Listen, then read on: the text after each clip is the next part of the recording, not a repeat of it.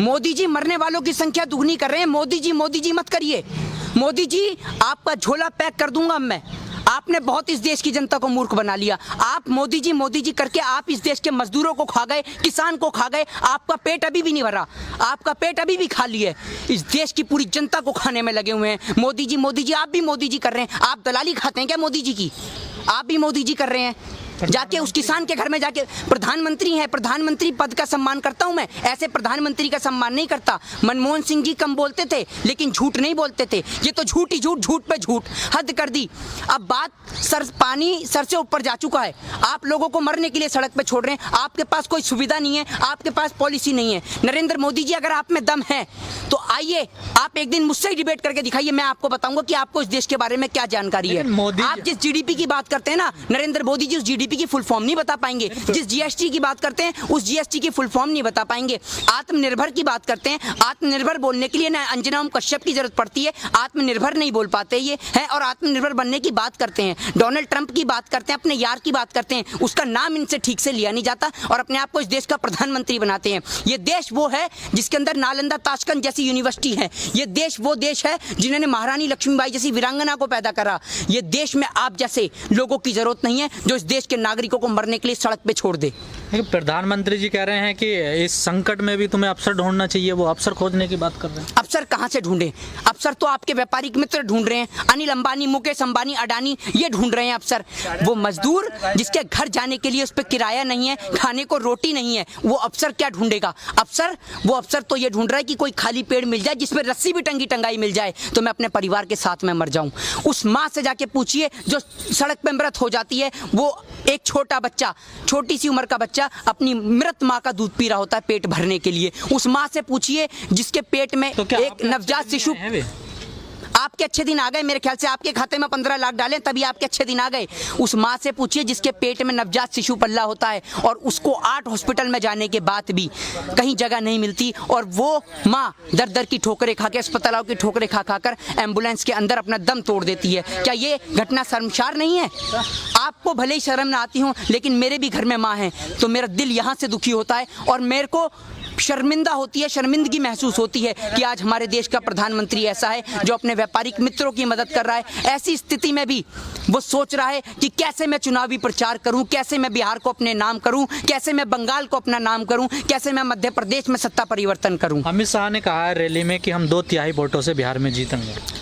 अमित शाह जी आपको शर्म आनी चाहिए। आपका भी एक बेटा है, एक बार अपने बेटे की ओर देखिए कि आपका इकलौता बेटा अगर बीमार हो जाता है तो आप उसके लिए क्या कुछ नहीं करेंगे। आप इस देश के तमाम बच्चों की तुलना अपने बेटे के साथ करिए, तब आपको पता चलेगा, तब आपको उस माँ का, उस बेटी का, उस बहन का दर्द समझ में आएगा कि एक बच्चे की कीमत क्या होती है। क्या लगता है जो संकट इस टाइम देश में चल रहा है, प्रधानमंत्री के पास कोई ऐसी योजना है जो बाहर वो निकल सके इस संकट? अगर उनके पास कोई पॉलिसी होती, योजना होती तो थाली डंडे ये बजवाते क्या, दिया जलवाते क्या? पॉलिसी होती पहले इस्तेमाल किया जाता। नहीं है कोई पॉलिसी उनके पास। अगर पॉलिसी होती तो उसका इस्तेमाल किया जाता। पॉलिसी तो है 72,000 LED की, 72,000 LED के 2, 4, 5 मिनट में आ जाती हैं। ये साल भर महीने की पहले की पॉलिसी है जिसका इस्तेमाल किया जा रहा है बिहार इलेक्शन में। अगर इनके पास पॉलिसी होती मजदूरों को पहुंचाने की, पॉलिसी है भी तो उसका इस्तेमाल नहीं करना चाहते क्योंकि सारा पैसा इलेक्शन में खर्च करना चाहते हैं। श्रमिक ट्रेन चला तो रहे हैं। श्रमिक ट्रेन ऐसा आप गए हैं श्रमिक ट्रेन से? हैं आप गए हैं? आपसे पूछ रहा हूँ। नहीं मैं तो नहीं गया। आप नहीं गए तो आपको कैसे पता कि श्रमिक ट्रेन की क्या सुविधा है? मजदूर से आपने पूछा कि क्या आप सुविधा दे रहे हैं श्रमिक ट्रेन के अंदर? राजधानी में आप भेज नहीं रहे और राजधानी का किराया वसूल कर रहे हैं। आपको शर्म नहीं आ रही? कितनी और दलाली खाएंगे? इस देश के चौथे स्तंभ को पूरा तो जंग लगा चुके हैं, कारण इस देश का चौथा स्तंभ गिर भी जाएगा और हम लोग जिंदा हैं इस देश के चौथे स्तंभ को बचाने के लिए। हम ऐसे लोगों का कदापि साथ नहीं देंगे और तमाम लोगों से मेरा निवेदन है, जिन माँओं ने, जिन बहनों ने, जिन बेटियों ने अपने घर परिवार के सदस्यों को खोया है, उनको पता है कि दुख दर्द क्या होता है। और अब आपको और हमें, आप क्या सोच रहे हैं कश्मीर के अंदर कश्मीरी पंडित किस तरीके से मारे जा रहे हैं? आप इस हिंदुओं का वोट का सिर्फ इस्तेमाल करेंगे वोट बैंक के लिए? अब इस देश का हिंदू भी जाग चुका है, मुस्लिम भी जाग चुका है, सिख भी जाग चुका है, ईसाई भी जाग चुका है और अब हिंदू, मुस्लिम, सिख, ईसाई इस संकट में प्रधानमंत्री क्या कर सकते थे? इस संकट में प्रधानमंत्री क्या कर सकते जो उन्होंने नहीं किया? प्रधानमंत्री जी क्या नहीं कर सकते थे? आपसे प्रश्न करता हूँ और आपको मैं बताता हूँ प्रधानमंत्री जी क्या कर सकते थे।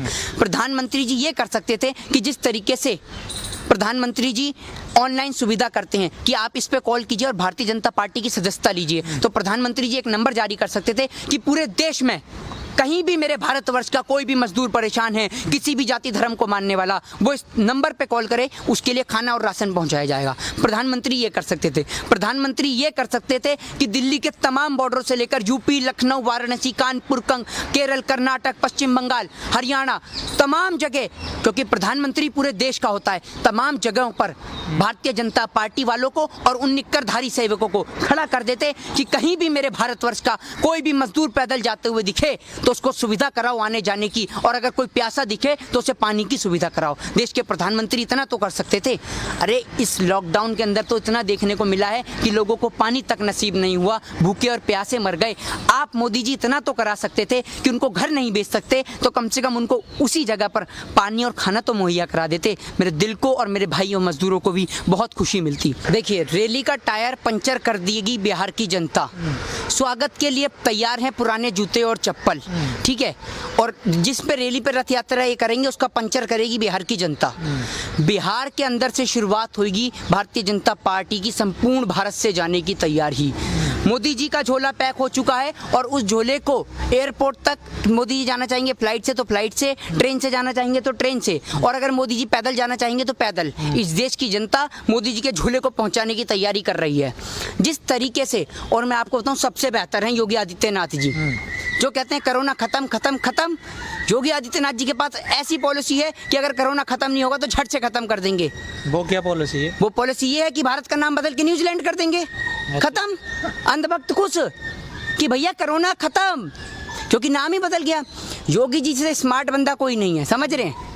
योगी जी ऐसा है, सुबह बाल पे तेल लगाया अपना एकदम बाल फुल सेट, उसके बाद नाम बदल देंगे शाम तक। है भी नहीं उनके। अरे भैया, बाल टेंशन इतनी लेते हैं, नाम सोचने में वक्त लगा। अब योगी जी को नाम सोचने में वक्त लगा, उन्होंने सोचा न्यूजीलैंड कर दें तो भैया कोरोना मुक्त हो जाएगा भारत। कि क्या लगता है जो बिहार के जो मजदूर थे, प्रवासी मजदूर, इस कोरोना काल संकट में जो पैदल लोग पहुंचे हैं, उन सारी परिस्थितियों को, उन सारी दिक्कतों को देखते हुए वोट करेंगे इस बार? वोट क्या करेंगे? मैं आपसे क्या कह रहा हूँ, आप बात को नहीं समझ रहे। जिस तरीके से मैं आपसे कह रहा हूँ कि भारत का नाम बदल के न्यूजीलैंड कर दिया जाएगा, तो भैया ये घटना तो भारत में हुई है, भारत का नाम तो अब न्यूजीलैंड है ना, तो ये देश की जनता को गुमराह कर देंगे। और क्या दिक्कत है, योगी आदित्यनाथ जी पहुंच जाएंगे बिहार, बिहार का भी नाम बदल देंगे, बिहार का भी नाम बदल देंगे, जिससे वहाँ बिहार की चुनाव। मेरा मानना तो ये है कि अमित शाह जी बिना बात चुनावी प्रचार करने में लगे हुए हैं, इतनी एलईडीओं का खर्च कर रहे हैं, देश की गरीब जनता का पैसा मारकर। योगी आदित्यनाथ जी को भेज दो, वो तो बिहार का भी नाम बदल देंगे। काम इन्हें कुछ करना नहीं है, जनता को मूर्ख बनाना है, भक्तों से ताली पिटवानी है। भक्तों ताली बजाओ और खुश हो जाओ, क्योंकि भारत कोरोना में 11वें स्थान से 4थे स्थान पे पहुंच चुका है। आप थाली पीटते रहो, अनुपम खेर जी आप भी थाली पीटो, खूब थाली पीटो, क्योंकि ये अनुपम खेर जी तो ऐसे लोग हैं, अनुपम खेर जैसे ऐसे लोग हैं जो कोरोना जैसी महामारी में भी पैसा कमाने की सोचते हैं। ना कि इनको तो सबक लेना चाहिए सोनू सूद जैसे लोगों से, जिन्होंने इस महामारी में बाहर निकल के देश की गरीब जनता की सेवा करी है, उन मजदूरों की सेवा करी है जो महाराष्ट्र के अंदर रह रहे हैं, बिहार से आए हुए मजदूर हैं, उनको उनके घर तक पहुंचाया है। आप बताइए एक ऐसे भाजपा के नेता का नाम, बताइए एक ऐसे बॉलीवुड सेलिब्रिटी का नाम जिसने इन मजदूरों के लिए भलाई के लिए सोचा हो। ये ऐसे हरामखोर नमक हलाल लोग हैं कि जो देश की जनता का नमक खा रहे हैं और उनसे ही नमक हलाली कर रहे हैं। इन्हें पसंद आता है इस देश का नमक, खाते इस देश का नमक है, लेकिन यारी निभाते हैं अपने यारों की, यारी निभाते हैं अपने यार अमेरिका के ट्रंप की, यारी निभाते हैं पाकिस्तान के इमरान खान की, क्योंकि कभी वहाँ बिरयानी चखी आते हैं, कभी अपने यार का प्रोग्राम करा देते हैं। और इनका यार ऐसा है कि यार इनका बीच चौराहे पे धोखा दे देता है। नेपाल, जिसकी औकात इतनी सी है कि हमारे जेल के कैदी छोड़ दें तो पाकिस्तान और नेपाल को निस्तो नाबूद कर देंगे, आज वो बिहार के सीतामढ़ी से हमें आंख दिखा रहा है, कभी फायरिंग कर रहा है तो कभी कुछ कर रहा है। इस देश की दलाल मीडिया नहीं दिखाएगी तो क्या इस देश की जनता तक सच नहीं पहुंचेगा? इन्होंने मूर्ख बनाने का प्रयास कर रखा है पूरे देश की जनता को। कभी ये थाली पिटवाते हैं, कभी ढोल बजवाते हैं, कभी लाइट जलवाते हैं, कभी दिए जलवाते हैं। दिवाली के समय पर या और जो तमाम आपने देखा कि त्यौहार बेकार हुए, उन पे तो उन्होंने दिए नहीं जलवाए नरेंद्र मोदी जी ने। दिवाली पे आप कहते हैं कि बम मत फोड़िए, हैं, होली पे कहते हैं पानी मत फेरिए, है ना, और हर त्योहार पर शराब पी के मनाए इंसान। आप और तो और छोड़िए, महामारी के समय में भी कोरोना ने, आप शराब पीजिए, ना त्योहार पे आप बम फोड़िए, ना दिवाली पे बम जलाइए, ना होली पे पानी बिखेरिए। हर त्योहार पे, महामारी पे सिर्फ शराब पीजिए। इन पे शराब के अलावा और कोई ऑप्शन नहीं है, क्योंकि सरकार के पास शराब से पैसा आ रहा है। आप क्या समझ रहे हैं बिहार के अंदर अभी आप देखिए, मध्य प्रदेश का मैं आपको करंट मुद्दा बताऊं, मध्य प्रदेश के अंदर इनके पास बहुमत है नहीं, राज्यसभा में 2 कैंडिडेट इन्होंने खड़े कर दिए। कैसे खड़े कर दिए? क्योंकि वहां इनका इरादा है खरीद और फरोख्त का धंधा चलाने का। ये पुराने बाजीगर हैं, धंधा करने वाले लोग हैं। ये जो गरीब देश की जनता, जो किसान खून पसीने की कमाई से पैसा कमाता है ना, उस किसान से जाके पूछिए जो पूरे दिन अपना पसीना बहाता है, तब उसका बेटा, आपको पता है जब किसान के फ़ोन पे मैसेज आता है तो उसका पिता उससे कहता है कि बेटा फ़ोन पे मैसेज आया, जाकर देख। तो उसका बेटा कहता है कि पिताजी ये मैसेज बैंक से नहीं आया कि हमारे लिए पैसा आ गया, ये मैसेज मेरी फ़ीस का आया है। उस किसान से जाके पूछो कि जब वो अपने बेटे की स्कूल की, कॉलेज की फ़ीस नहीं दे पाता, जब वो किसान अपने बैंक वालों का कर्ज नहीं चुका पाता, जब वो किसान के खेत पे कब्जा कर लेते हैं बैंक वाला, तो उस किसान के पास सिर्फ एक ही ऑप्शन होता है, इस पेड़ पे टंग जाने का। और आप एक बात बताइए कि अगर यही सुविधा, जब एक किसान सड़क पे मरता है, जब एक मजदूर सड़क पे मरता है, तो उसको एम्बुलेंस की सुविधा कराई जाती है उसकी डेड बॉडी को उठाने के लिए, अगर यही सुविधा उसको घर पहुंचाने के लिए कर दी जाए तो शायद इस देश का मजदूर कभी ना मरे।